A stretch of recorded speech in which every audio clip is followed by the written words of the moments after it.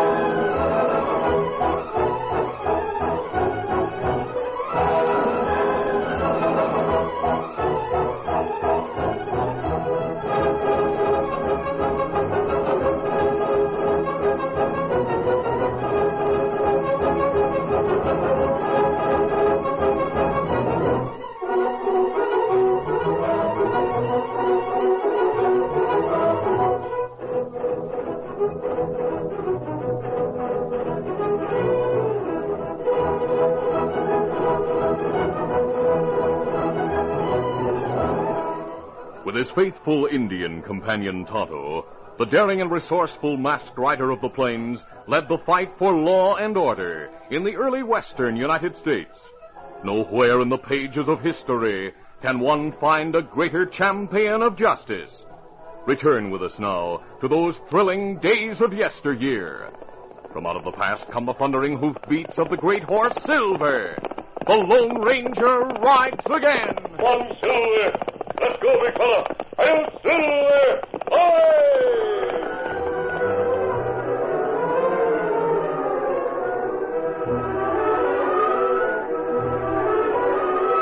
Salvador Crozier was head of a European legation with headquarters in a town a few miles south of the Mexican border.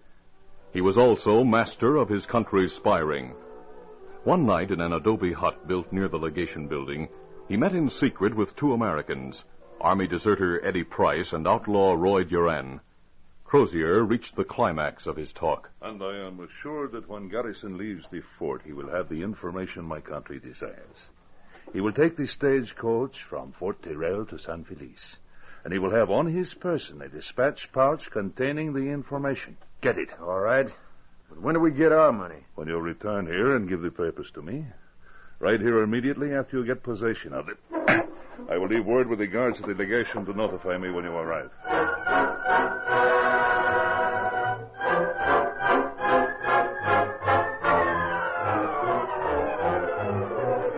At Fort Tyrrell, New Mexico, John Garrison, veteran official of the United States War Department, received papers containing secret information from Colonel Johnson, ranking intelligence officer in the Southwest. Mr. Garrison, this report is comprehensive and ominous.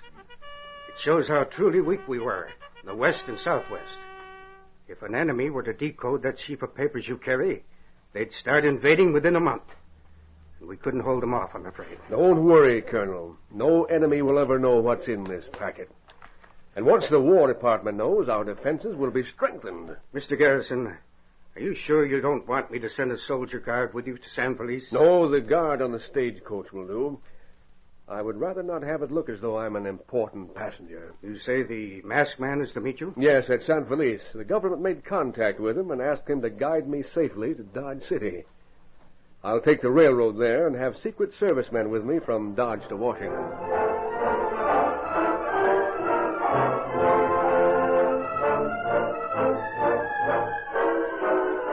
There was one other passenger in the stagecoach leaving the fort that night for San Feliz, 7 hours' journey to the east.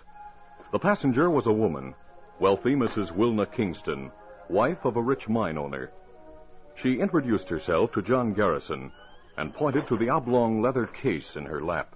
Mr. Garrison, can you guess what I have in this case? Offhand, I'd say jewels. You're right. That's just what they are. Well, how did you know? Well, that's a jewel case, isn't it? Yes, You but... folks ready to get going? Go right ahead, driver. The guard put my luggage in the compartment 10 minutes ago. I'm ready to leave, too. All right, then. The colonel, he's my husband's good friend, you know, said I should forward my jewels by Wells Fargo, but I refused. Well, why should I? I think you should have, Mrs. Kingston, because... What am I talking about? What were you saying, Mr. Garrison? Nothing. Get on! Get up there! We're starting. Get on! Get up!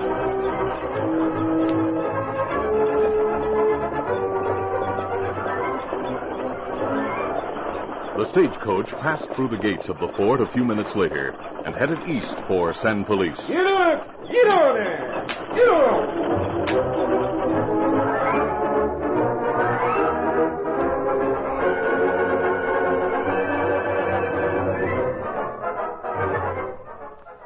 At a point halfway to San Felice, outlaws Eddie Price and Roy Duran, astride their horses, heard the noise of the approaching stagecoach. Remember, Roy, all we care about at first is getting the driver and the shotgun rider.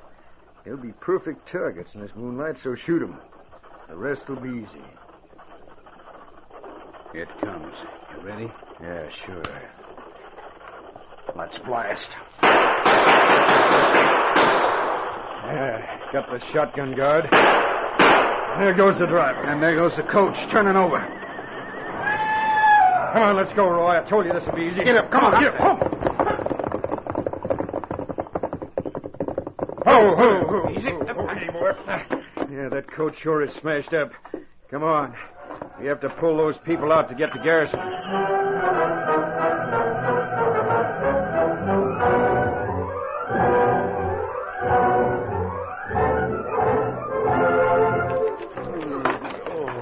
Only two of them, Eddie, no more.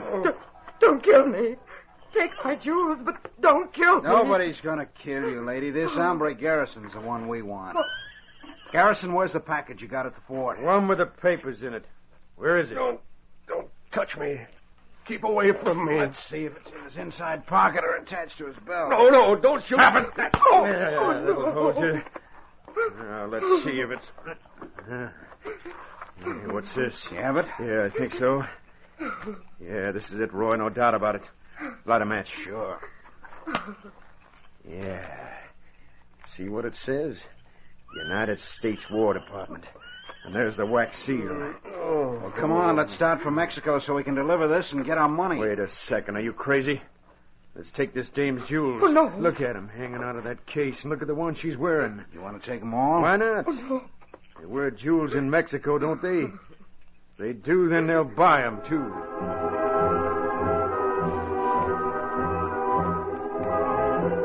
Easy. Steady, boy. All set, Roy? Yeah, let's get away from here. All right, come on. Get up. Come on up.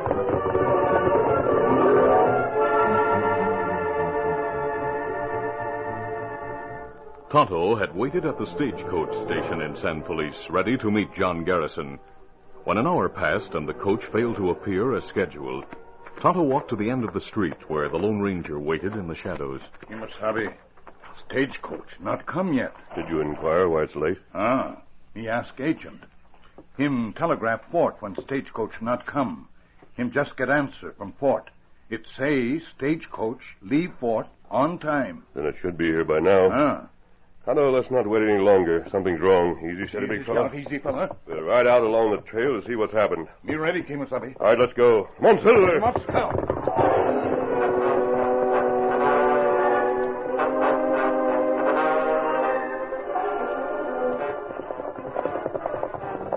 3 hours later, as they sped around a bend in the road, the Lone Ranger and Tonto came upon the scene of the holdup. Kimasabi, look. Coach turned over. There are people on the ground over there. Easy, steady, big fella. Tonto, take lanterns from the pack and light them. I'll get the medical kit. Me get him. As the Lone Ranger and Tonto approached the group, they saw that John Garrison and Wilna Kingston, who had revived, were attending the wounded driver and guard. Mrs. Kingston, when she turned and saw the masked man and Indian, gasped. More outlaws. They'll kill us. But John Garrison in the lantern's light saw the friends who were to have met him in San Felice. My friends, you've come. Quickly, he introduced the Lone Ranger and Tonto to Mrs. Kingston and explained. We revived, I'd say, about 2 hours ago. These men were badly wounded, it seemed. But we were able to stop the flow of blood and bandage them. They seem to be coming around now, and perhaps their wounds are not as bad as we thought.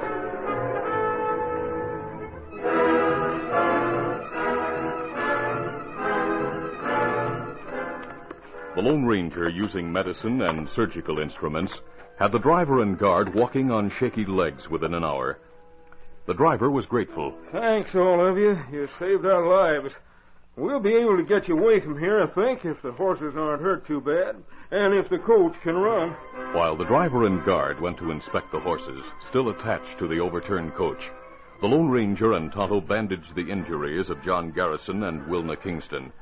In tones alternately desperate and despairing, Garrison told of the holdup. And just before I passed out completely, I heard them say they would go to Mexico at once and hand over the packet. They took my jewels, too. They're worth a fortune. You've already told us that, Mrs. Kingston. What? Mr. Garrison, how long ago would you say the holdup occurred? We've been here an hour. It's after 2 a.m. now. I'm not sure. I'd say it was somewhere between 8 and 9 o'clock last night. That mean crooks have over 5 hours start. The Mexican border is about 15 miles from here. Oh, at that rate, they'll be in Mexico by tomorrow night. If their horses are up to it. Garrison, speaking tensely, told the Lone Ranger of the stolen papers' importance. He concluded. The persons in Mexico must certainly be foreign agents. If they get those papers, our country will be invaded. We can't risk that hazard. Then there's only one thing for us to do. Tonto, please bring the horses here. You're going after those men? Yes. Mr. Garrison, if the driver and guard find the horse is able to carry you, go back to the fort and send word to the military camps along the border. I'll do that. Here, horses, Kimasabi. Thanks, Tonto. Easy, steady. Easy, fella. We'll try to recover your jewels, Mrs. Kingston. Oh, please do. Ready, Tonto? Let's start then. Come on, Silver. Come on, Scout.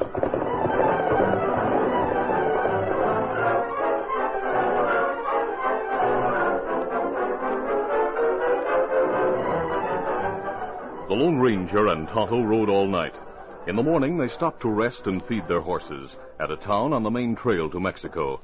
They inquired of the livery stable owner about the crooks. Yep. 2 fellers did stop here around sunup. They were in a great hurry. Swapped horses, they did. You mean they have fresh horses now? Yep. Gave me theirs for $60. Got a good bargain, they did. The nags I gave them were on their last legs. I hope you're right. How long ago did they leave here? Oh, I'd say 3 hours ago. We picked up some time, Tonto. Let's start again.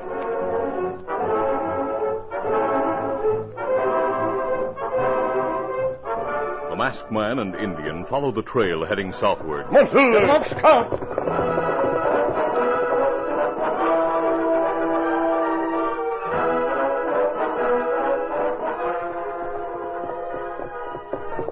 The horses, ridden by Eddie Price and Roy Duran, were staggering from near exhaustion as the outlaws entered the small border town of Rio Vista late that day. Hold on. Boy, we got stuck with these nags. They can't run another mile. Mine can't move another step. We got to get fresh horses fast, Roy.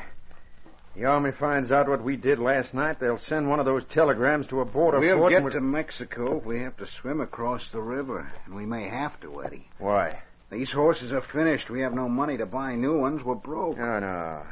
Not while we have these jewels, we're not. I never thought of them. But who'd buy them in this town? No stable owner. Are you forgetting Flash Harmon? Say, that's right. He runs a cantina here, doesn't he? Right up the street on the corner. Come on, let's get there fast. Get him, get him. Ho!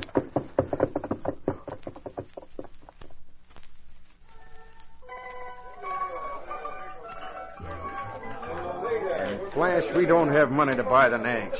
If you give us cash for this ring and necklace, we'll get 2 horses and make it to Mexico before the law catches up with us. Yeah, let's see that ring. Yeah. It's a beauty.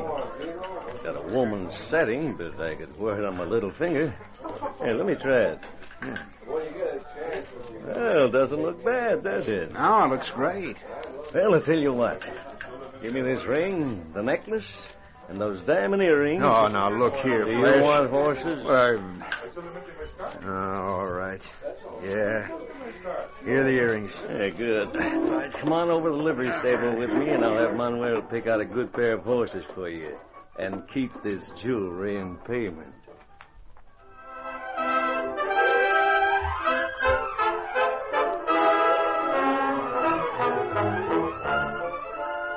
The curtain falls on the first act of our Lone Ranger adventure. Before the next exciting scenes, please permit us to pause for just a few moments.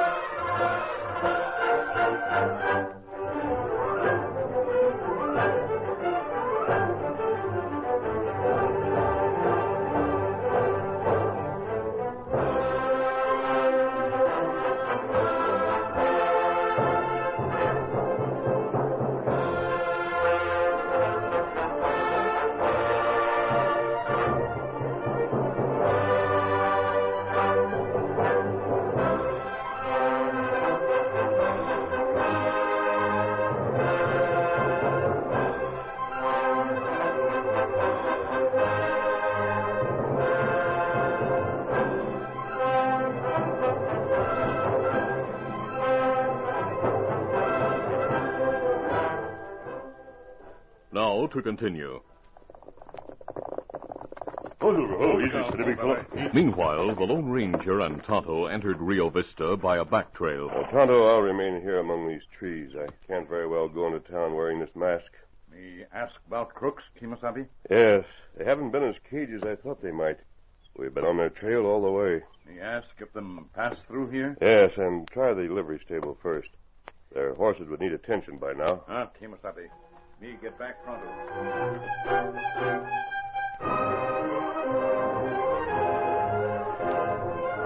Tonto returned within 15 minutes. Kimasabi, them get fresh horses at stable here. Mexican hombre who owns stable tell me.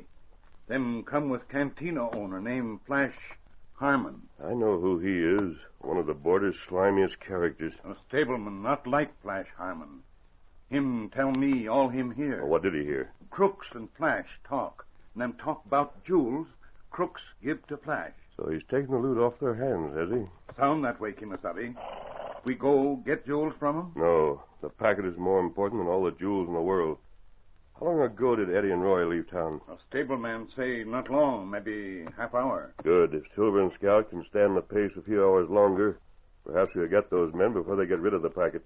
One thing make it easy for us, Kimasabi. Oh, what's that, Tonto? Horses crooks buy wear new shoes. Me see hoof prints that lead from stable, and stableman tell me them belong to horses crooks ride. Good. Let's get started again, then. You return to the stable on Scout and follow the hoof prints. I'll continue around the town and meet you near the river.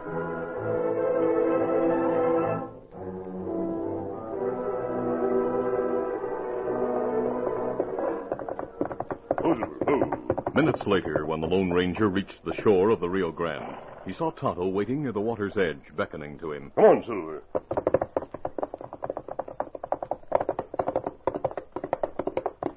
He joined his Indian companion, who pointed to the ground, marked vividly by the impression of horseshoes. Oh, Silver. Oh. Kimasabi, you see? Hoof prints go into water here. This where them cross. Well, let's go after them. Come on, Silver. Get 'em up, Scout.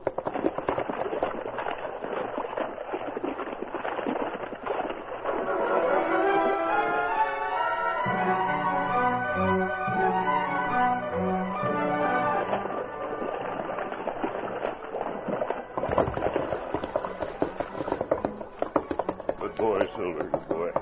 Kimasabi. Me see footprints over here. Them still show watermarks. That means they can't be very far ahead. Let's start again. Come on, Silver. Trumps count.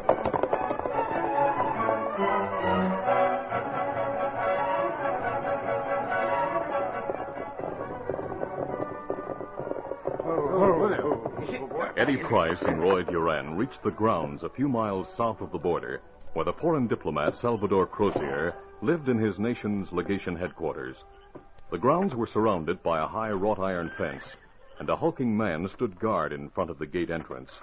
The outlaws gave him their names. Oh, yes. The master warned you might come. You stay here, senores, and I shall get word to him that you have arrived. And I shall return and escort you to the meeting place.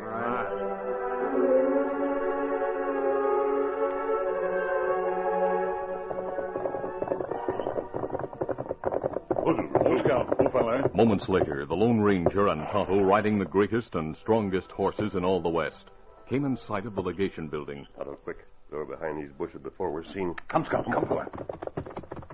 Go, Scout, go, fella. Go. Them not see us, Kimasabi. Well, I hope not. Tonto, I think we reached the end of our trail. Men with horses, front a gate. Must be crooks we chase. Undoubtedly. We can't waste time, but first we must... Tonto, they're moving away from there. Men who walk go with them. We'll watch for a moment and see where they go.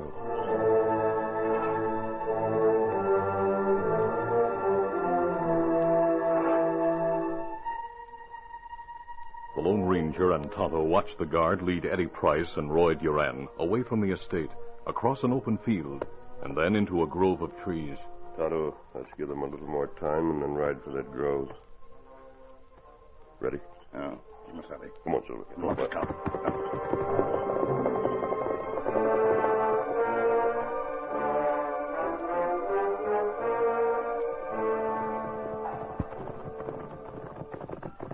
Go, Scout. Kimasabi, look. Horses outside Dobie hut. The way it's hidden among the trees, it looks like a hideout. They must be inside. Easy, steady, big fella. Easy, Scout, easy, fella. Leave our horses here, Tonto, and we'll make our way there on foot through those heavy bushes without being seen.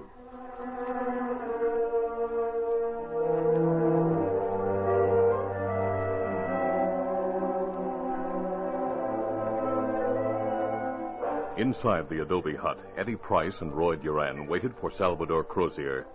After a quarter-hour interval, the diplomat appeared. So you have come. Now, tell me quickly. You have what I wanted? Yeah, it's here in this pouch. You got what we want, the money for getting this thing. Don't talk about money now. First, I must see what is inside this packet. Give it to me. Yeah, here. We have some jewels, too, we'd like Now, to let sell. me see it. Now. Oh, code. Of course, it would be in code, of course. Told or not, it's the only package Garrison carried. The stuff you want, all right. Give us the money so we can get it. What about the jewels, Eddie? Flash gave us a bad price for the ones he has. Maybe Crozier will give us... Wait, I am not interested in jewels, only in his plans. I shall take them out of the house and have my code experts examine them. I wouldn't bother doing it, mister. Who are you? The masked man, shoot Roy. My hand. My arm is broken. Stand right where you are, the four of you. Me get guns, Kimasabi. Me take 'em here. I do not understand this. I do. That's why I'll shoot you if you move another inch. Well, you cannot do a thing like this. You can't... Tonto, watch out! The guard had leaped suddenly, about to grab Tonto's gun hand. Tonto's foot tripped the guard, and as the man fell, Tonto's gun crashed onto his skull. You want some? No. Get over there with those two rattlers who are working for you and your country. What are you going to do to us? Tonto, bandage and tie up those two traitors. Kimasabi. Me tear shirt and tie I asked you, what are you going to do to us? Unfortunately, there's nothing I can do to you. You're evidently a diplomat. I am Salvador Crozier of the great country... Save it. I know that when my government gets the information about you, you'll not represent your country in Mexico or any other nation on the globe. No? Perhaps I'm wrong, because yours is undoubtedly a nation without honor. But I'm not wrong in saying these two will be tried as traitors. Mister, you can't turn us over the army. I'm a deserter. I'll hang. If that's the law, then it's what you deserve. Look, take those jewels and let us go. You keep still. Not move. I'll take the jewels, all right, and I'll see that the authorities recover those your pal Flash Harmon got from you. You know about those? Yes. You said a lot before we entered here. We heard you.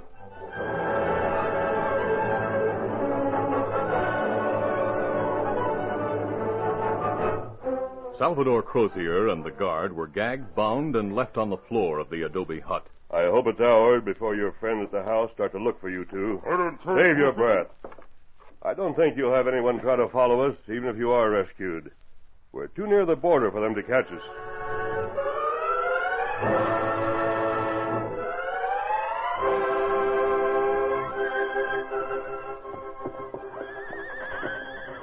Kimasabi, me got crooks on horses. Good. Now, you two ride in front of us, and don't try any tricks. We'll shoot you again if you do, but this time we'll lower our aim. Don't worry, we'll do as you say. Then move. Get him. Come on, Sue. Get him up, Scout.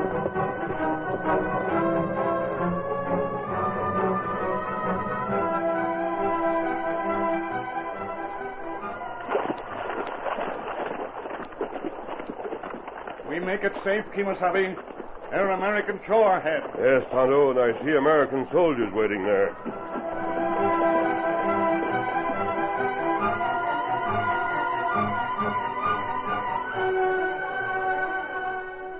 Border troops had received telegraphed word from the fort near San Felice.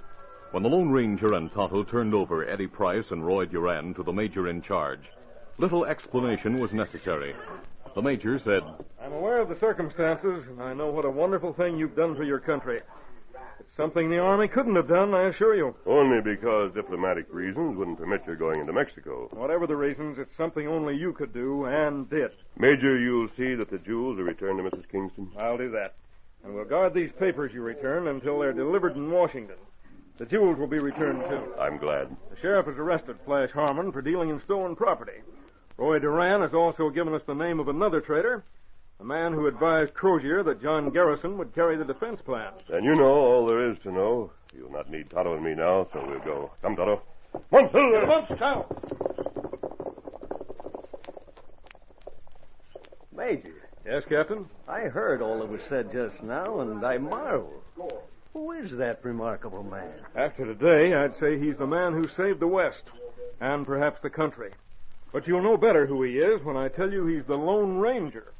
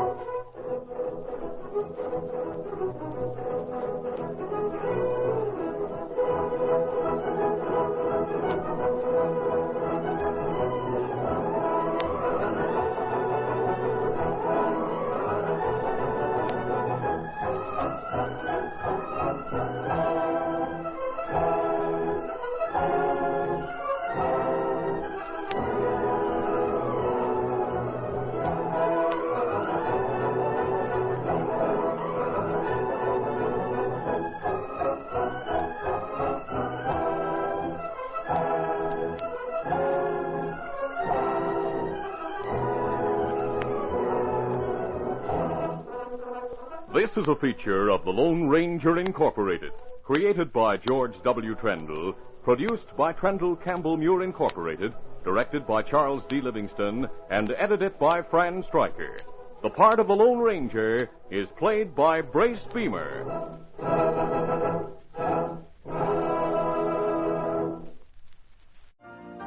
You've been listening to the OTR Gold Network. Find more classic radio at otrgold.com.